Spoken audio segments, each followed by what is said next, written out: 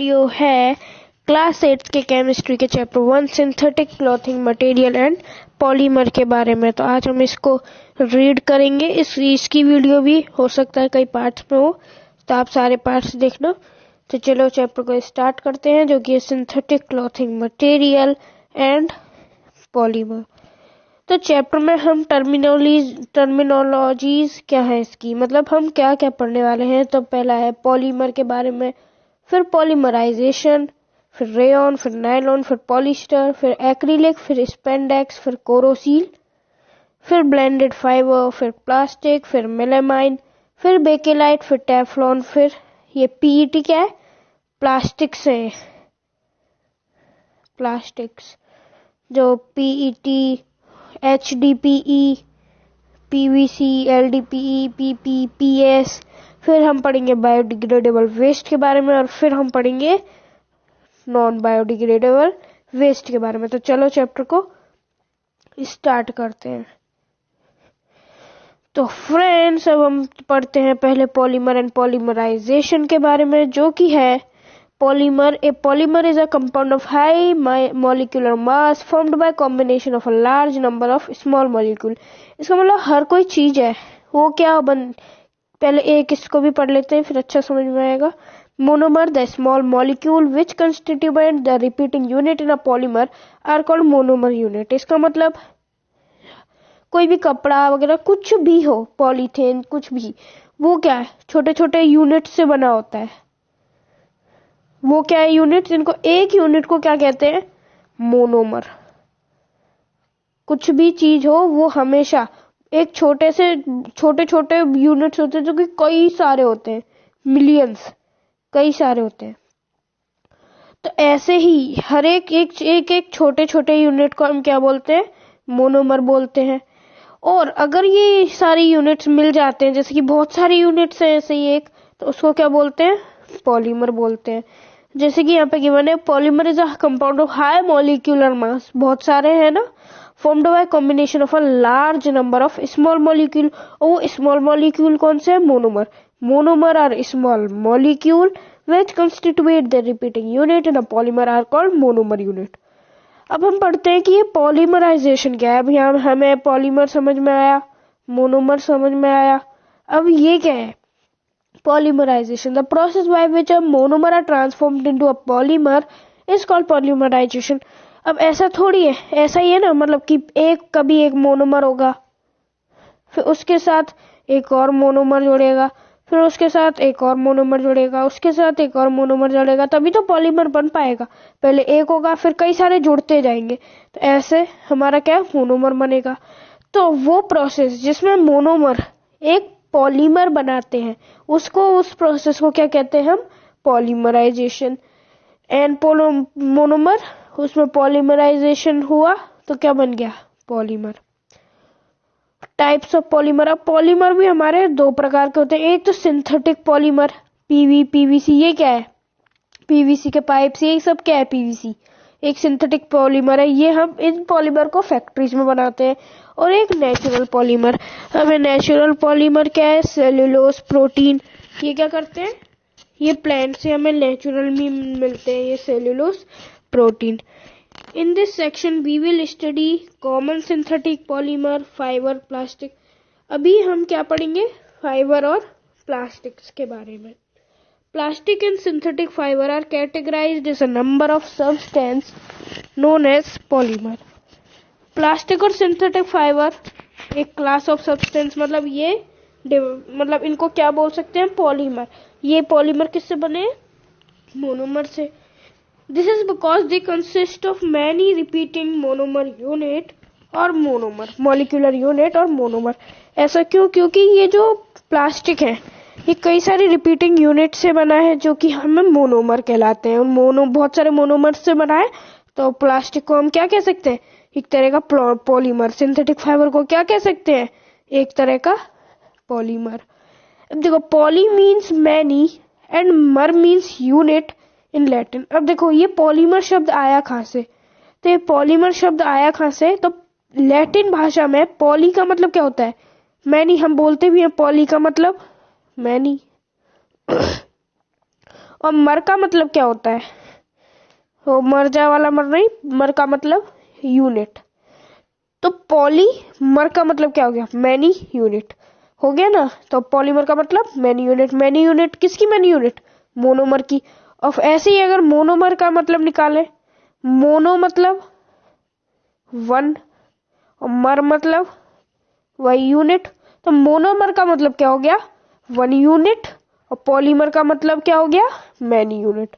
तो ये हो गया पॉलीमर और मोनोमर का मतलब। ये कहाँ से आया? लैटिन भाषा से। Fibre, their type and properties. Fibers in daily life we use different things like shirts, socks. These things are made up of different kind of fabric which are made up of different type of fiber.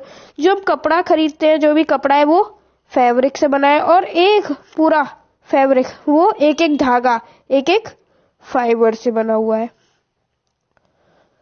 तो अब यहाँ पे ए thread और filament from which a cloth is made is called a fibre. एक कोई धागा या फिर कोई कपड़ा जिससे बना है उसे हम क्या कहते हैं? Fiber. To begin with, here is a quick glance at some of the term and steps associated with fabric. अब यहाँ पे क्या गिवन है? हमें ये सारे टर्म्स गिवन है कि मतलब क्या होते हैं, पूरा हमें समझाया गया है। क्या देखिए, हमारा रेयन बनने का प्रोसेस है। जो हम रेयन खरीदते हैं, रेयन पूरा कपड़ा, वो इस प्रोसेस से बनता है। कैसे? पॉलीमर सॉल्यूशन अभी आएगा रेयन, उसका भी एक पॉलीमर सॉल्यूशन होता है। उसको हम फिल्टर करते हैं, साफ करते हैं, फिर क्या करते हैं? एक स्पिनरेट, एक मतलब जो कह सकते हैं शावर, उसको शावर से गुजरवाते हैं इस पॉलीमरिक सॉल्यूशन को, जिसमें छोटे छोटे छेद होते हैं शावर में। तो फिर उससे क्या होता है? और इसको एक शावर को पुट कर देते हैं एक टैंक में। इस टैंक में क्या होता है? ये सिंपल पानी नहीं है, ये H2SO4 sulphuric acid. Sulphuric acid के कांटेक्ट में आते ही ये पॉलीमेरिक सॉल्यूशन क्या बन जाता है? ऐसे छोटे छोटे धागों में डिवाइड हो जाता है और फिर उसको एक पूरा धागा बना लिया जाता है। जैसे छोटे छोटे धागों को मिक्स कर दिया तो यहाँ से ये पूरा एक धागा बन गया। अब एक धागा बन गया, ऐसे ही रोल इधर क्या चल रही है? स्ट्रेचनिंग। देखो, ये पॉलीमेरिक सॉल्यूशन से एक छोटे से फाइबर बनने को प्रोसेस को कह रहे हैं कोगुलेटिंग। फिर हम क्या करते हैं? स्ट्रेचिंग। फिर हम क्या करते हैं? वॉशिंग। अब दोबारा धोते हैं इसको। फिर अप्लाई फाइबर फिनिश, जैसे कि जो भी हमें कलर देना है, जो भी चीज करनी है वो हम यहाँ पे कर देते हैं, उसको फिनिशिंग दे देते हैं। फिर ड्राइंग। फिर उसको, ये क्या होते हैं? बहुत गर्म ड्रम रोल्स होते हैं, इन पे इनको चलाया जाता है, तो ये क्या होते हैं? बिल्कुल सूख जाते हैं। फिर कुछ तो ऐसे धागे इनके बना लिए जाते हैं। तो ये है process of formation of fabric. अब देखो, मैन मेड सिंथेटिक फाइबर भी है, जैसे कि नायलॉन है, ये मैन मेड है। पॉलिस्टर मैन मेड है। एक्रिलिक मैन मेड है, सिंथेटिक है। तो सारे मैन मेड, मतलब जैसे वूल है वो क्या है? नेचुरल है। क्यों? वो हमें गॉड, शीप इनसे मिलता है, तो वो नेचुरल है। और ये सिंथेटिक फाइबर, ये हमने केमिकल रिएक्शंस करा के उनसे पाए हैं, तो ये है सिंथेटिक। अब types of fiber. Fiber may be of 3 type. Fiber 3 type के होते हैं, एक तो नेचुरल फाइबर, एक सिंथेटिक, एक सेमी सिंथेटिक। नेचुरल फाइबर जैसे कि fiber obtain from plant and animal are known as natural fiber. जैसे कि जो नेचुरल फाइबर होते हैं वो शॉर्ट होते हैं, छोटे होते हैं, उनको हम मतलब मिक्स करते जाते हैं, मतलब लंबा बनाते जाते हैं, होते वो शॉर्ट है। जिसकी वूल, कॉटन, सिल्क, ये इट कैन बी, इनकी मैक्सिमम लेंथ क्या है? 1 किलोमीटर। मतलब हमें ज्यादा से ज्यादा 1 किलोमीटर का मिलेगा, लेकिन हम क्या करते हैं? इनको मिक्स करते जाते हैं, मतलब लंबा बनाते जाते हैं जोड़ जोड़ के। अब synthetic fiber. Fiber synthesized by human being are known as synthetic fiber. जो फाइबर ह्यूमन बीइंग के द्वारा बनाया गया है उसे हम सिंथेटिक फाइबर कहते हैं। जैसे कि दिस फाइबर कंटिन्यूअस फिलामेंट। अब ये ह्यूमन बीइंग के द्वारा केमिकल रिएक्शन से बना गया है, तो ये क्या होते हैं? लॉग होते हैं। इनको कोई जोड़ने की जरूरत नहीं है, लंबे, बहुत लंबे हो सकते हैं, जितना चाहो उतने निकल सकते हैं। जैसे कि nylon, polyester, acrylic, spandex. All synthetic fiber are prepared from raw material of petroleum origin called petrochemical. ये क्या? हाँ, हर कोई सिंथेटिक फाइबर हमारा जो बनता है वो किससे बनता है? पेट्रोलियम से बनता है। अब आगे आते हैं सेमी सिंथेटिक फाइबर क्या होते हैं? Modified natural fiber are known as semi synthetic fiber. Rayon और विस्कस। मॉडिफाइड नेचुरल फाइबर क्या है? इसका मतलब यहाँ पे देखते हैं, जैसे कि कोई जैसे सेल्यूलोस है, वो क्या है, प्लांट प्रोडक्ट है, उसमें हम अपने केमिकल्स मिला देते हैं तो हमें एक धागा मिल जाता है कुछ ऐसे रिएक्शंस करा के।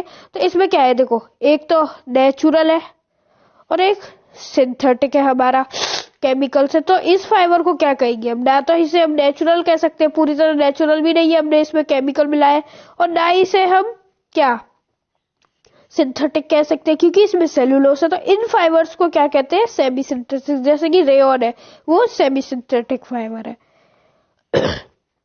अब यहाँ पे देखो सिंथेटिक फाइबर के कुछ ये दे रखे हैं एग्जाम्पल।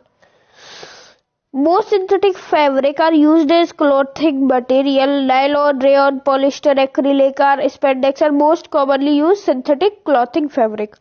इनको हम most commonly use करते हैं। अब रेयन पढ़ते हैं, रेयन की क्या कहानी है। रेयन is first made से semi synthetic fiber। रेयन क्या है, सेमी सिंथेटिक। इसका मतलब क्या हुआ, सेमी सिंथेटिक है rayon. It is composed of regenerated cellulose, a component of green plant. अब बोला ना सेल्यूलोस से बनता है, तो सेल्यूलोस क्या है, ग्रीन प्लांट का एक कंपोनेंट है। देखो, it can imitate the feel and texture of silk, wool, cotton, linen. इसमें अगर आप रेयन पहनते हो तो कई बार ऐसा लगता है सिल्क है, कई बार ऐसा कि वूल है, कई बार ऐसा कॉटन है, कई बार ऐसा लिनेन, मतलब इसमें सब ओके गुड है। Rayon was first made in the USA. Rayon को हमने फर्स्ट यूएसए में बनाया है। And later then method of preparation was modified in Europe. और मतलब इसको मॉडिफाई करा गया, मतलब और इसमें सुधार किया गया यूरोप में। The process of making it in Europe is known as viscose process. Europe में रेयन को बनाने के प्रोसेस को विस्कस प्रोसेस कहते हैं। अब आप भी बताओ, देखो रेयन प्रोसेस और इसको क्या कह रहे हैं, विस्कोस प्रोसेस।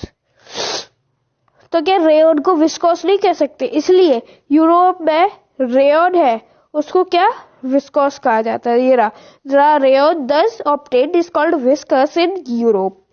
अब प्रिपरेशन ऑफ रेयन। अब रेयन आखिरकार मिलता है तो यूरोप में बना तो, लेकिन रेयन बनता कैसे है, तो देखो the raw material for the preparation of rayon is would. हमें क्या अगर रेयन बनाना है तो वुड, लकड़ी चाहिए होगी। Would is changed into wood pulp, वो वुड पल्प में बदली जाती है। वुड पल्प जैसे कि अंदर का जो कह सकते हैं गूदा सा wood pulp. The wood pulp is change into a viscous solution. इसको विस्कस सोल्यूशन में चेंज किया जाता है इस वुड पल्प को with the help of chemical. अब वो कैसे किया जाता है, देखो पहले सेल्यूलोस दिया जाता है वुड पल्प में से। सेल्यूलोस को वुड पल्प भी कह सकते हैं। तो उस सेल्यूलोस को क्या करा जाता है, सोडियम उसमें हाइड्रोक्साइड मिलाया जाता है। सोडियम हाइड्रोक्साइड क्या है, NaCl। तो उसमें क्या सोडियम हाइड्रोक्साइड NaCl मिलाया जाता है। तो हमको एक एल्कली सेल्यूलोस, इसका मतलब एक बेसिक सेल्यूलोस मिल जाता है। क्यों, क्योंकि जो NaCl है, NaCl क्या है बेसिक, और सेल्यूलोस है न्यूट्रल। तो टोटल क्या मिलेगा, हमें बेसिक ही तो मिलेगा, बेसिक प्लस न्यूट्रल। तो हमें एल्कली सेल्यूलोस मिल गया। अब एल्कली सेल्यूलोस में हम क्या मिलाते हैं, carbon sulphide, CS2 carbon sulphide. तो हमें कार्बन सल्फाइड मिलाते ही एक ऑरेंज कलर का सोल्यूशन मिलता है।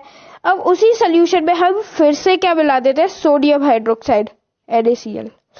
तो NaCl मिलाते ही हमें क्या मिल जाता है, विस्कस सॉल्यूशन। और फिर विस्कस सॉल्यूशन मिल गया, उसके बाद तो पता ही है इसको H, जैसे ही फिर एक विस्कस सॉल्यूशन को एक ये H2SO4 का टैंक होगा, इसमें एक स्पिनरेट लगा होगा, वो ऊपर पड़ा था, इधर जाएगा तो स्पिनरेट में धागे निकलेंगे, यहाँ पे एक रील होगी वो इनको कलेक्ट कर रही होगी। तो ये सब होता है। अब the viscous solution is then passed through the fine hole of shower head or of a spinneret gear into an acid bath. Acid bath कौन सा acid, H2SO4. Finally these cellulose filament are spun into a rayon yarn. फिर ये इसको क्या बोल दिया जाता है, rayon. तो viscous solution plus sulfuric acid किसके टैंक में डाल रहे थे उसे, सल्फ्यूरिक एसिड के H2SO4। तो viscous solution plus sulfuric acid is equal to cellulose filament, जिसे हम yarn बोल सकते हैं। ये रहा देखो अच्छा डायग्राम उसका। यहाँ पे देखो विस्कस सोल्यूशन आया, यहाँ पे हमने स्पिनरेट से पास किया इसको पूरे को, तो यहाँ पे ये एक धागा बन गया और यहाँ पे चला गया। इसमें पूरे में क्या है, सल्फ्यूरिक एसिड है। अब प्रॉपर्टीज, रेयॉन की प्रॉपर्टीज क्या होती है? It is a tendency to absorb moisture. ये क्या करता है, हमारा सारा पसीना मॉइस्चर को एब्जॉर्ब कर लेता है। Because of its tendency to absorb moisture rayon can absorb sweat. इसलिए रेयॉन क्या करता है, हमारा पसीना सोख लेता है। Therefore it is generally preferred over other synthetic fabric in summer. इसलिए गर्मियों में हम दूसरे सिंथेटिक फैब्रिक के मुकाबले रेयॉन को ज्यादा प्रेफर करते हैं, क्योंकि वो हमारा पसीना सोख लेता है, तो हमें चिप ज्यादा फील नहीं होती। It is shiny and lustrous and resemble to silk. ये सिल्क की तरह दिखता है। So it is also called artificial silk. इसीलिए हम इसे आर्टिफिशियल सिल्क भी बोल सकते हैं। शर्ट्स, टाइज, लिनिंग, ये सब भी रेयॉन फैब्रिक के बने होते हैं। इट इज यूज्ड, ऐसा नहीं कि सारे ही बने होंगे, कुछ पॉलिस्टर के, लेकिन बहुत से बनते हैं। It is used in home furnishing material, जैसे कि bed sheet, sofa cover, table cloth, इसमें भी हम रेयॉन का यूज करते हैं। बैंडेजेस में भी, जो बैंडेज अपन लगाते हैं उसमें भी रेयॉन का ही यूज होता है। अब अगला आता है हमारा nylon. It was first fully synthetic fiber. It was prepared in 1931 using coal, water and air. अब ये देखो, आपको नायलॉन में एक बहुत अच्छी बात पता चलेगी। पहली बात तो कि ये कोल, वाटर और एयर से बना है। मतलब इसको बनाने के लिए क्या चाहिएगा हमें? कोल, वाटर और एयर। ये तीनों चीज से ही सिर्फ हमारा क्या बन जाएगा? नायलॉन। और एक और चीज कि जो नायलॉन है वो आखिरकार बना कैसे? तो आप ही देखो कि पहले ये क्या बना, एक तो न्यूयॉर्क में बना था पहले, सबसे पहले, और साथ ही में लंदन में भी बना। मतलब दो जो साइंटिस्ट थे, न्यूयॉर्क में भी इसका प्रिपरेशन का प्रोसेस चल रहा था और लंदन में भी। तो इसका नाम कैसे दिया? देखो, न्यूयॉर्क इसके सिटीज का ही नाम है। देखो, न्यूयॉर्क का पहले तो एन, न्यू का, फिर यॉर्क का वाई, फिर लंदन में भी चल रही थी तो लंदन का LON, तो आ गया ना नायलॉन। तो न्यूयॉर्क और लंदन से इसका नाम जेनरेट हुआ है, जो कि है नायलॉन। देखो प्रॉपर्टीज क्या है? Nylon is a high strength fibre. इसमें मतलब स्ट्रेंथ बहुत होती है इसकी। It was prepared in 1931 using coal, water and air. इसको कोल, वाटर और एयर के यूज से, मतलब कोल, वाटर और एयर से बनाया गया है। It is elastic and so does not lose strength even after repeated use. ये बहुत ज्यादा इलास्टिक होता है, जिसके कारण ये अपनी स्ट्रेंथ कई यूज कर ले, हम बहुत बार धो ले तो फिर भी छोड़ता नहीं है। It is one of the light synthetic fiber. इसका मतलब ये बहुत लाइट है। It is lustrous and easy to क्या है, वॉश। ये हमें बहुत मतलब ऐसा चमकीला दिखता है और इजी टू वॉश है। अब लेकिन नायलॉन की एक बहुत ज्यादा खासियत है कि इसमें मतलब इसकी स्ट्रेंथ किसी भी सिंथेटिक फाइबर से ज्यादा है। मतलब आप कोई सा भी सिंथेटिक फाइबर, नेचुरल फाइबर, कुछ भी ले लो, नायलॉन की स्ट्रेंथ सबसे ही ज्यादा है। तो इसलिए it is used in making sari, socks में भी क्या होता है, इसलिए इलास्टिसिटी, इसलिए नायलॉन का यूज करते हैं। It is blended with wool to increase the strength. It is use for tent, umbrella, parachute. अब देखो पैराशूट है, इसके ये पूरा आदमी इस पे लटक रहा है इन तारों के बलों पे, तो ये तारों को कितना वजन झेलना पड़ रहा होगा। इसलिए इन तारों को नायलॉन का बनाया जाता है, जिससे ये तार टूट ना जाए। Its fiber are used for making toothbrush के, जो हमारा जो टूथब्रश है उसके जो धागे रहते हैं ऐसे ऐसे जिनसे हम ब्रश करते हैं, वो भी नायलॉन के ही बने होते हैं।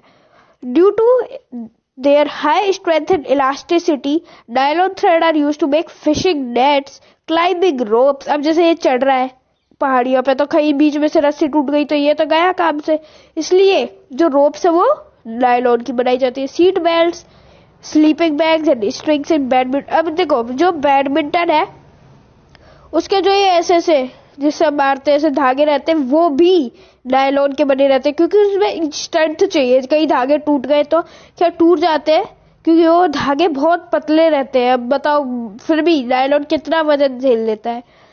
ये देखो यहाँ पे वो न्यूयॉर्क वाला दे रखा है। Nylon is a acronym obtained from the name of the cities New York and London। देखो न्यूयॉर्क का NY और लंदन का LON।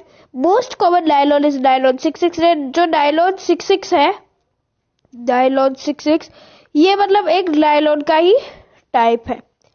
It's monomer unit is adipic acid and hexamethylene diamide. जो नायलॉन 66 हम सबसे ज्यादा यूज करते हैं, मार्केट में देखते हैं, वो नायलॉन 66 है।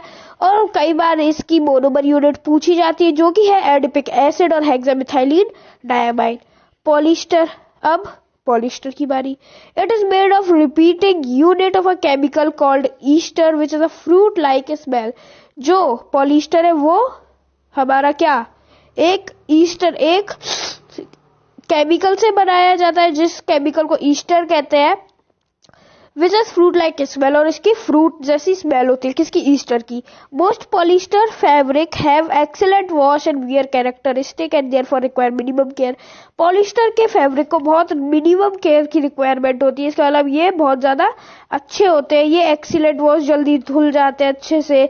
वियर कैरेक्टरिस्टिक, अच्छे से इनमें कैरेक्टरिस्टिक्स होती है। इनकी प्रॉपर्टीज क्या है पॉलिस्टर की। It absorb very little water and hence dry quickly after washing. की जो पॉलिस्टर है वो बहुत कम पानी सोखता है, इसलिए जल्दी सूख जाता है। अब आप ही बताओ, कोई कपड़ा बहुत ज्यादा पानी सोख लेगा तो देर में सूखेगा, लेकिन जो पॉलिस्टर है ये पानी बहुत कम सोखता है, इसलिए बहुत जल्दी सूख जाता है। It is a strong, lightweight and elastic fabric. It resist wrinkling. इसका मतलब ये सिकुड़ता नहीं है। Spring back into shaped when creased. इसकी ये बहुत अच्छी है कि इस पर बार बार हमें आयरन करने की जरूरत नहीं है, क्योंकि ये सिकुड़ता नहीं है। अब यूजेस क्या है पॉलिस्टर के। Polyester fiber are widely used in textile industry for making a variety of textiles जैसे साड़ी, ड्रेस मटेरियल। ये सबसे रेयन भी बन रहे थे। पॉलिस्टर से भी कई साड़ी, ड्रेस मटेरियल, कर्टेन, ये सब बनते हैं। अब टेरी वूल। टेरी वूल क्या है, a blend of terylene, a type of polyester and wool. It is used for making suits. अब देखो पॉलिस्टर